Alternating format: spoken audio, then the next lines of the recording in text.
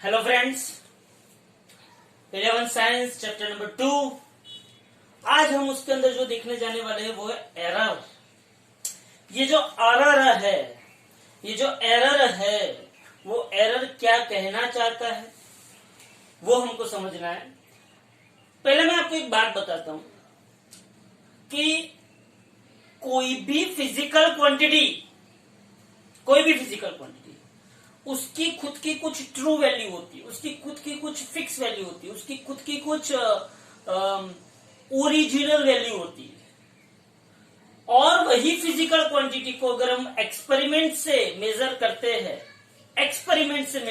हैं तब उसकी वैल्यू, तब एक्सपेरिमेंट से मिली हुई वैल्यू उसकी ट्रू वैल्यू से कुछ डिफर आती है। कुछ वो क्यों डिफर आती है? क्योंकि हमने जो एक्सपेरिमेंट किया है उसमें हमने कंडीशंस कौन कौन सी यूज की है, उसमें हमने प्रोसीजर कैसी यूज की है, उसमें हमने इंस्ट्रूमेंट कैसा यूज किया है, उसमें जो एक्सपेरिमेंट कर रहा है उसका कंसंट्रेशन कैसा है, उसकी एक्यूरेसी कैसी है, उसने जो प्रोसीजर है वो मुताबिक एक्सपेरिमेंट किया है कि नहीं किया है, वो सब पैरामीटर्स उसमें अप्लाई होते हैं।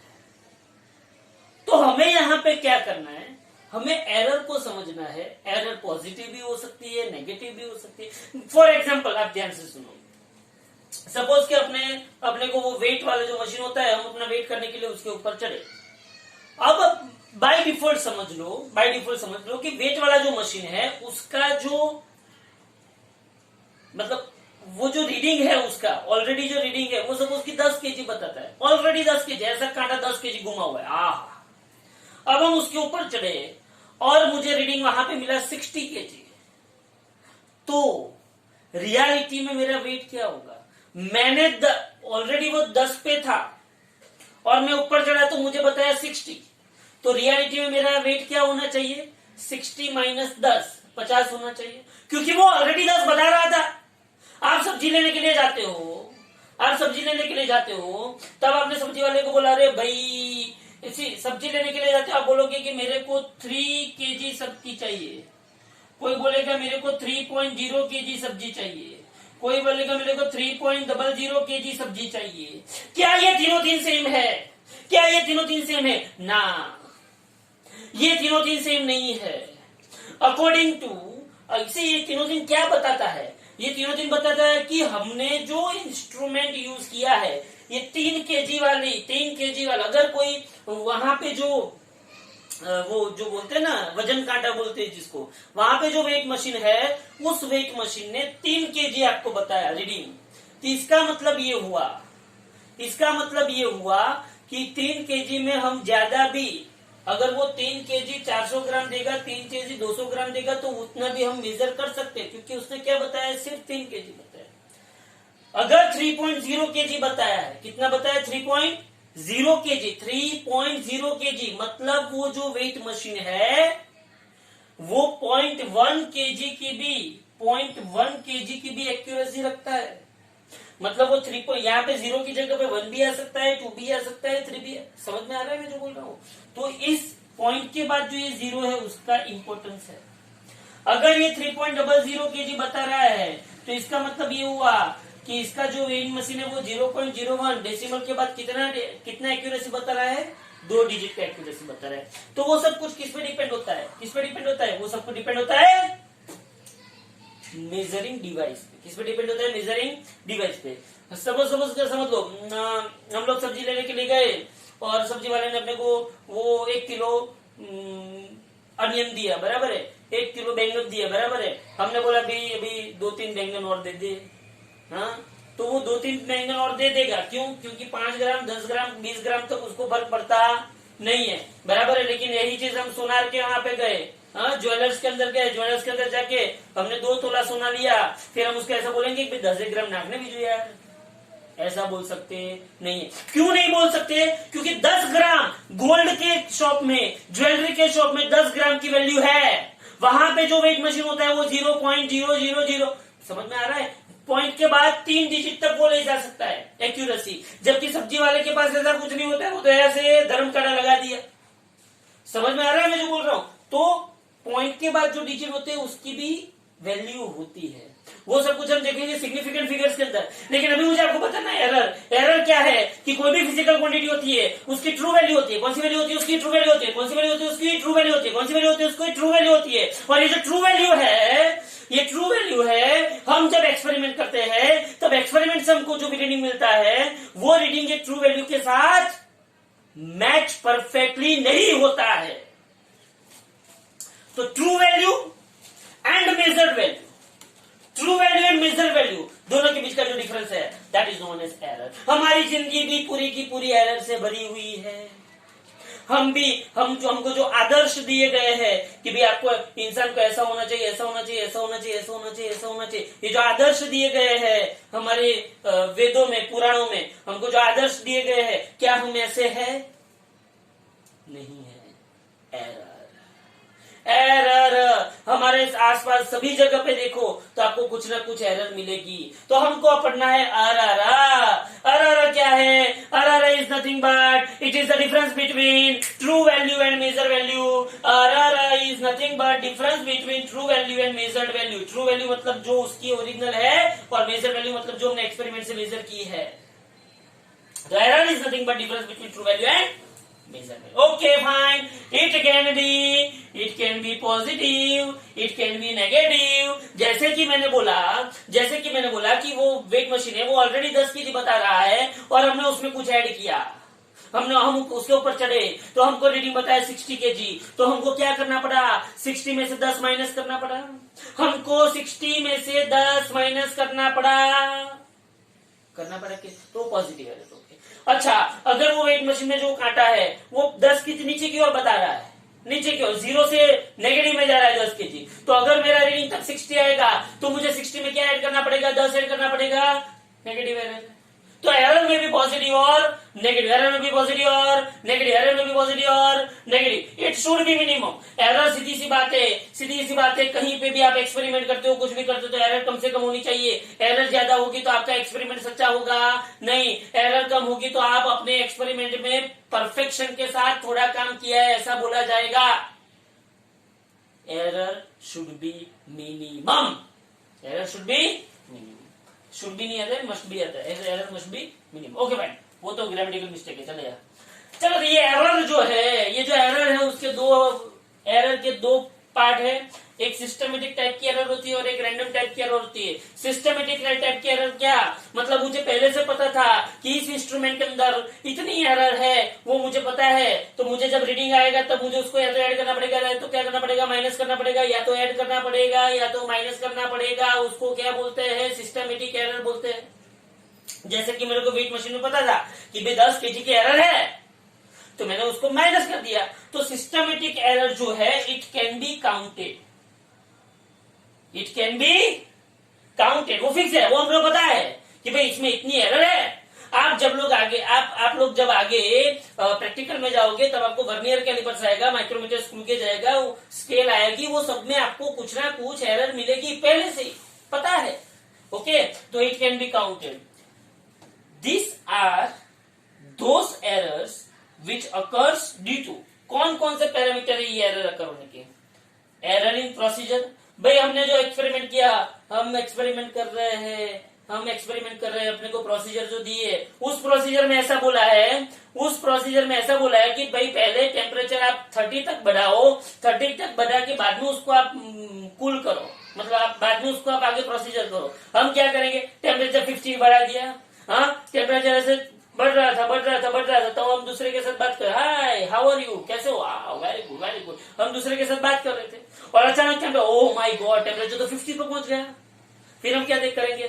चलना भाई 30 और 50 में डिफरेंस क्या है, अपने को तो कूल ही करना है ना, हम तुरंत उसको कूल करते हैं। लेकिन इस जगह पे क्या आती है? एरर आती है।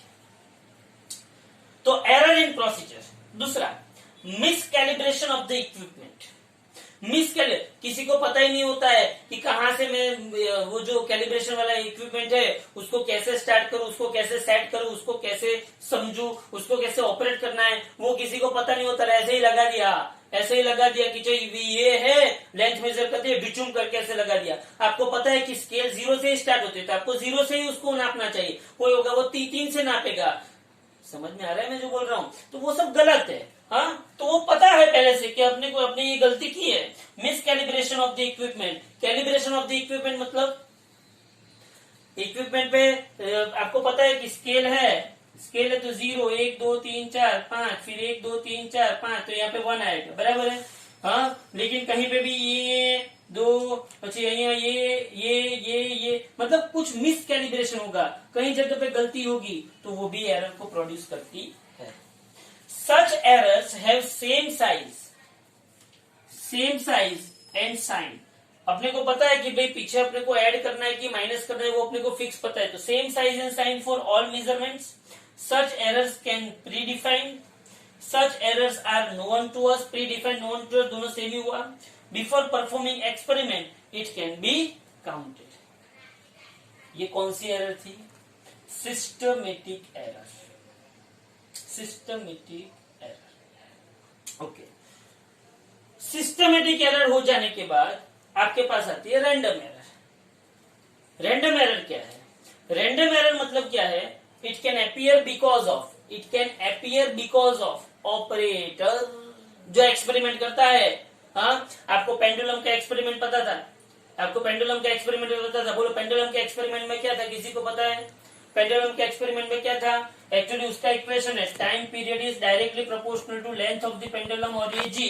तो आपको ऐसा पूछा गया है एक्सपेरिमेंट में कि पेंडुलम के एक्सपेरिमेंट को यूज करके आपको जी की वैल्यू फाइंड आउट करनी है।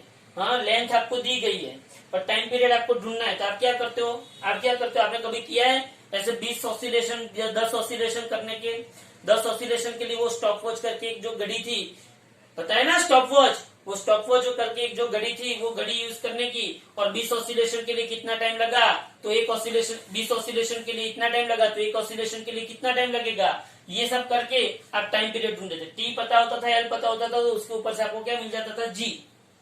लेकिन कुछ महान आत्माएं ऐसी होती है, ये इसने पेंडुलम ऐसे घुमा, 1 2 3 4, हाँ, तो ये क्या करेगा मालूम है? 1 2, કેમ છો મજામાં? કેવું ચાલે? जोरदार, 3 4, बीच में 2 3 तो खा गया। ये गलतियां होती है।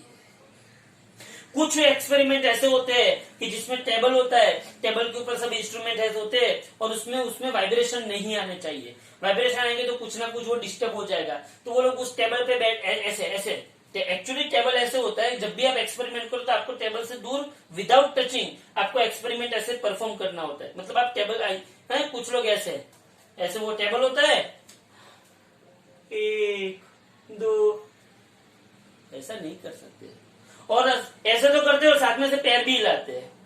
It is not perfect way.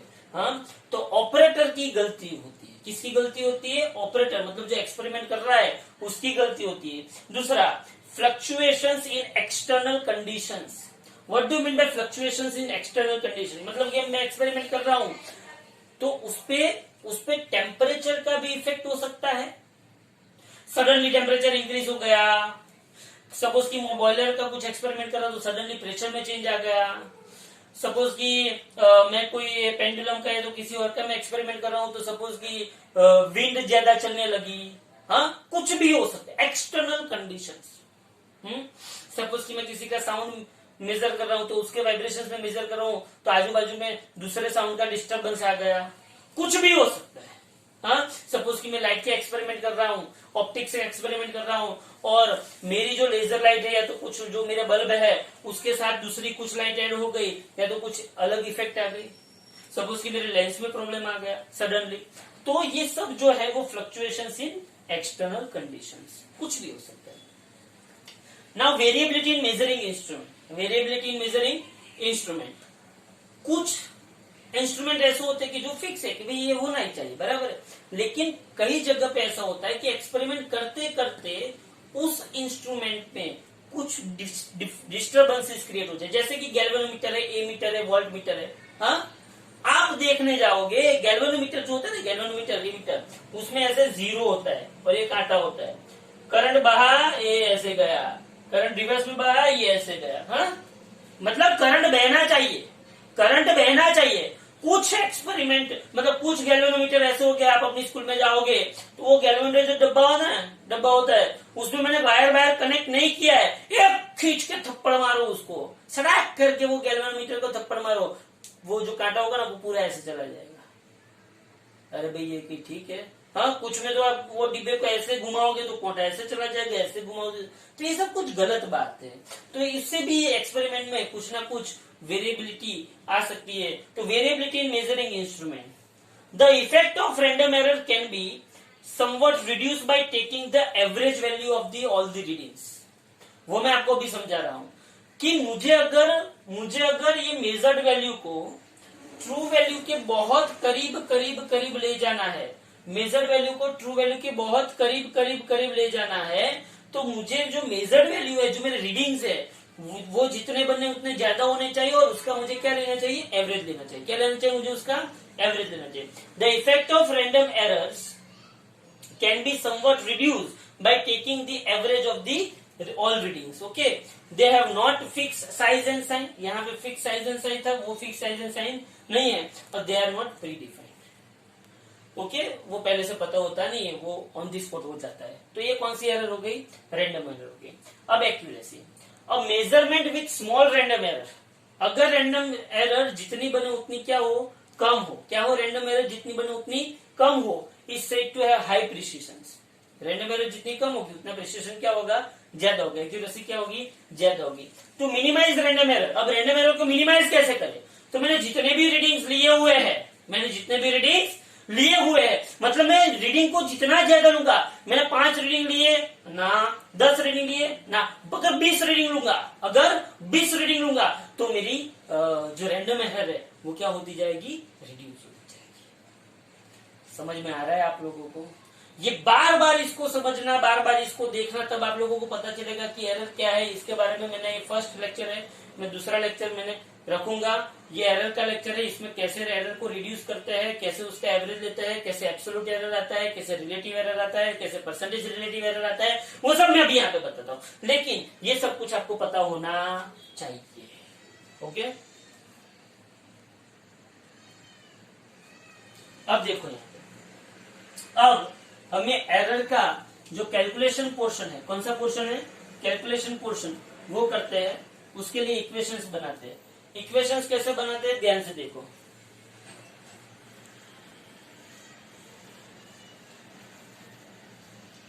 Suppose मुझे ऐसा बोला गया कि कोई एक एक्सपेरिमेंट आप कर रहे हो, और उसके रीडिंग लेनी, क्या लेना है उसके। सपोज मैं कोई एक्सपेरिमेंट कर रहा हूं और उसकी रीडिंग है R1, R2।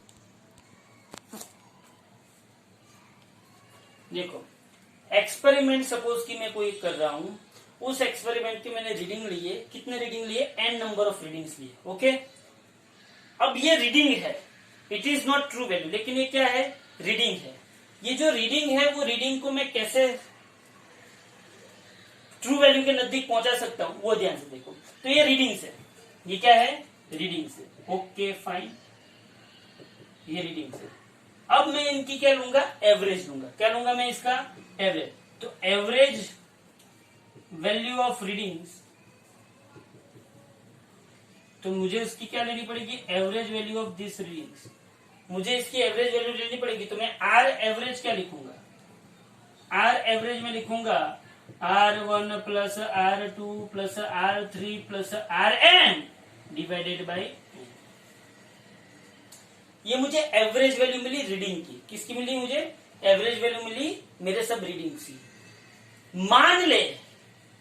मान ले कि ये जो एवरेज वैल्यू है, एज्यूमिंग दैट, मुझे एज्यूम करने दे कि जो एवरेज वैल्यू है, एज्यूमिंग दैट, सी जो एवरेज वैल्यू होगी ना, वो ट्रू वैल्यू के बहुत करीब होगी। वो ट्रू वैल्यू एग्जैक्टली नहीं होगी, लेकिन ट्रू वैल्यू के बहुत करीब होगी। तो assuming that R average is nothing but true value of this particular physical quantity.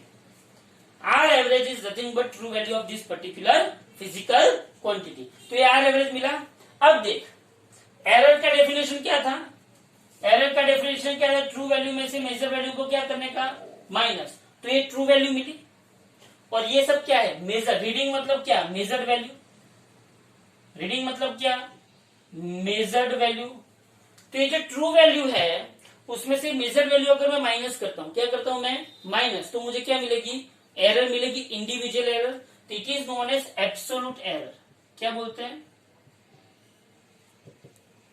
इसके ऊपर से एक सम आएगा ही।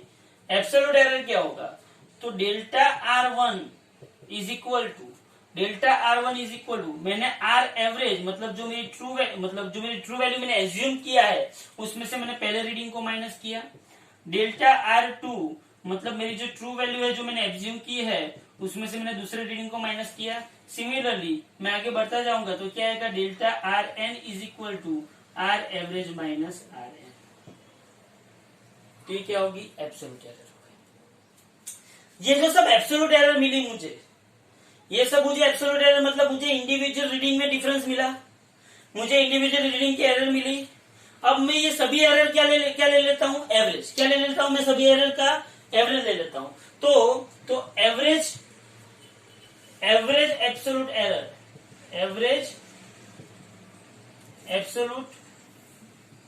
एवरेज एब्सोल्यूट एरर क्या होगा, delta R average is equal to delta R1 plus delta R2 plus delta Rn divided by n। तो इसको क्या बोलते हैं, एवरेज एब्सोल्यूट एरर।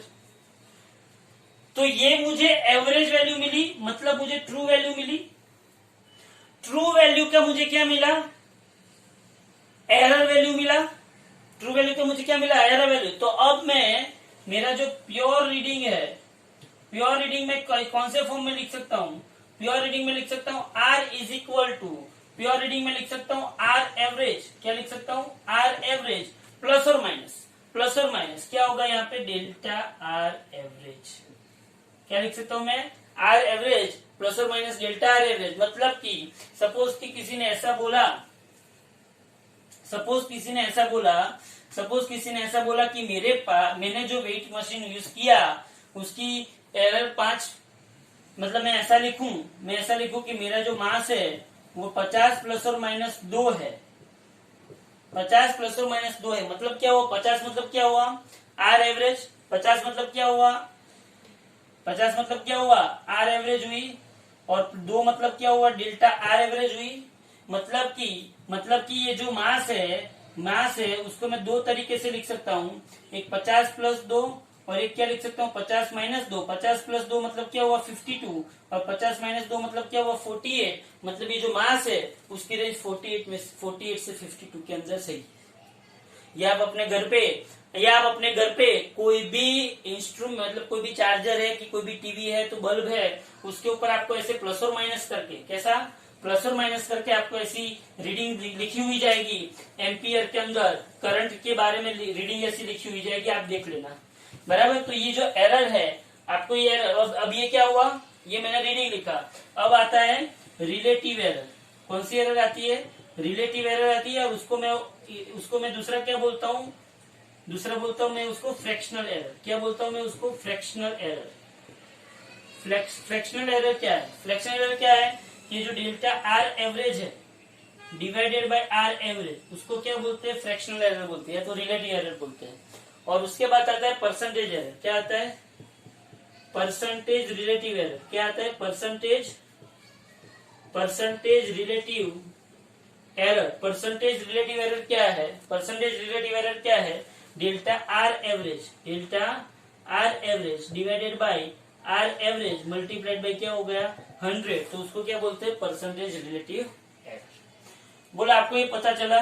बोलो पहले मैंने रीडिंग्स लिए, बोलो रीडिंग्स कौन कौन से लिए मैंने, R1 R2 R3 Rn। अच्छा भाई, मैंने वो रीडिंग लिया और उसका फिर मैंने क्या किया, एवरेज लिया। क्या किया मैंने, उसका एवरेज लिया तो मुझे क्या मिला, R एवरेज मिली। वो जो R एवरेज मिली उसको मैंने क्या कंसीडर किया, ट्रू वैल्यू कंसीडर किया।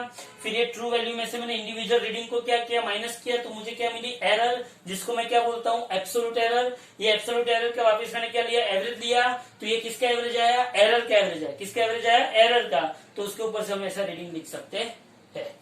ओके, तो अब यहाँ पे देखो, ये सब जो हमने किया, अगर आपको ऐसा बोला जाए कि A1 A2 A3, A4, A5, ऐसे 5 रीडिंग है। ए 1.54, 1.43, 1.52, 1.55, 1.50, ऐसे 5 रीडिंग है, बराबर। हाँ, तो पहले आप क्या करोगे, सी यहाँ पे जब हम डेल्टा आर एवरेज लेंगे तब यहाँ पे हर एक जगह पे क्या अप्लाई करना है, मॉड्यूलो अप्लाई करना है। क्या अप्लाई करना है यहाँ पे, मॉड्यूलो। ऐसे 5 आपको लिए तो आपको कंपलसरी पहले क्या लेनी पड़ेगी, उसकी एवरेज। तो आप क्या करोगे, इसकी एवरेज लेने के लिए इन सबको ऐड करोगे, इन सबको ऐड करके 5 से क्या करोगे डिवाइड, तो 4 + 3 7 + 2 9 9 + 5 14 1 6 4 10 5 15 5 20 5 25 2 3 4 5 6 2 3 4 5 6 7 7.54। ये 7.54 को आपने किससे डिवाइड किया, 5 से डिवाइड किया, तो 5 1 जा 5 2 पॉइंट लगा दिया, फिर क्या होगा 5 5 जा 25, ओके, फिर ये 4, फिर 5 8 जा, तो आपको 1.58 मिला। ये जो 1.58 मिला, ये क्या मिला, ये क्या मिला, 1.58 आपको आर एवरेज मिली। फिर ये 1.58 में से इन सबको क्या करो, माइनस करो, तो आपको delta R1, delta R2, delta R3, delta R4, delta R5 ऐसे मिलेगा। फिर उसका वापिस क्या लेना है, एवरेज देना है, और फिर उसको यहाँ पे ऐसे लिख देना। सिंपल सा इक्वेशन है, ये सिंपल सी प्रोसीजर है। इसके ऊपर से 2 से 3 न्यूमेरिकल्स कंपलसरी आते हैं, ओके। तो ये पोर्शन हमारा हुआ एरर का। मैंने बहुत शॉर्ट एंड स्वीट फॉर्मेट के अंदर एरर को समझाया हुआ है।